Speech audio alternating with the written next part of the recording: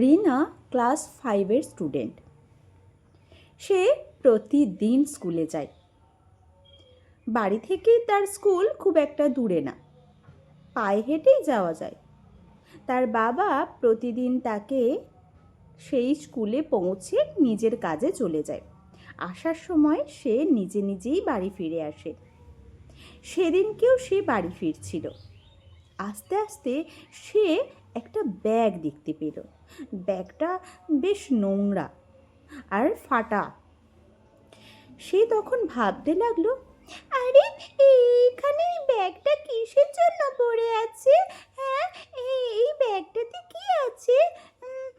টাকা আছে বুঝি? না না, টাকা কি করে থাকবে?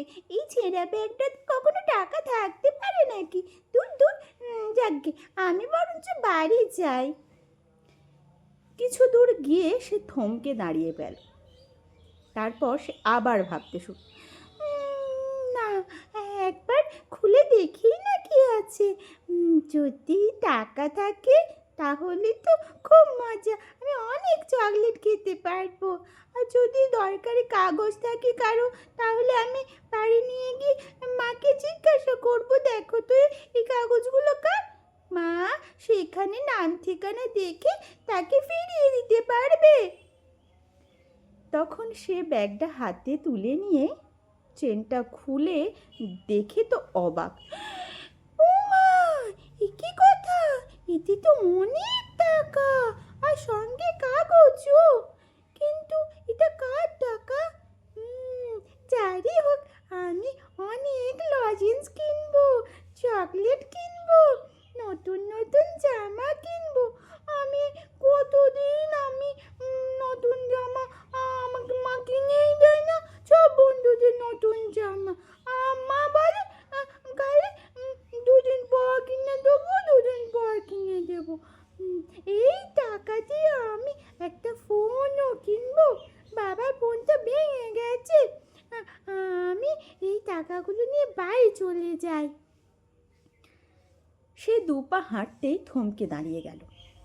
তারপর কিছু না ভেবে আবার সেই স্থানে ফিরে আসলো যেখানে সে ব্যাগটা পেয়েছিল। সেখানে চুপটি করে দাঁড়িয়ে রইল। অনেকক্ষণ সময় চলে গেল।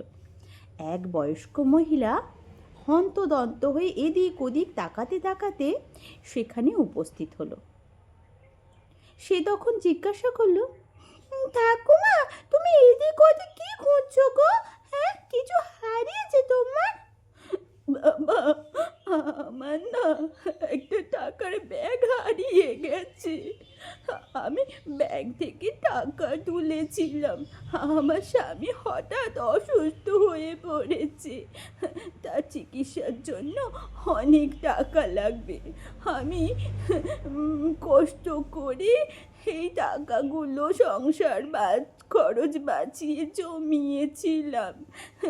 এই টাকাটা তো আমার খুব প্রয়োজন, কিন্তু কোথায় যে হারিয়ে গেল। আমি এবার কি করব? কি করে আমি আমার স্বামীর চিকিৎসা করব বলো? যাই খুঁজি কোথায় গেল? কেউ কি নিয়ে নিল নাকি?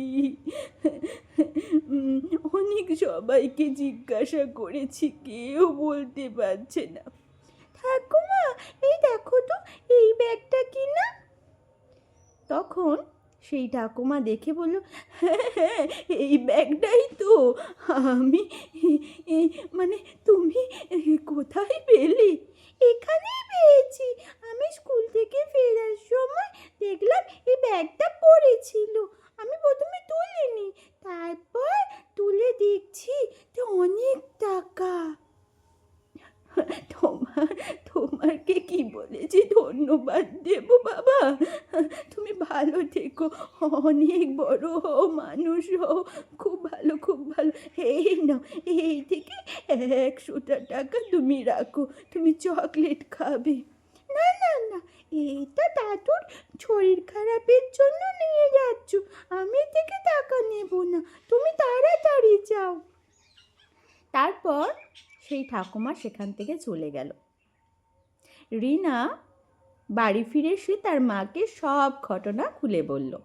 তার মা তো ভীষণ গর্ববোধ করলো তার মেয়ের জন্য।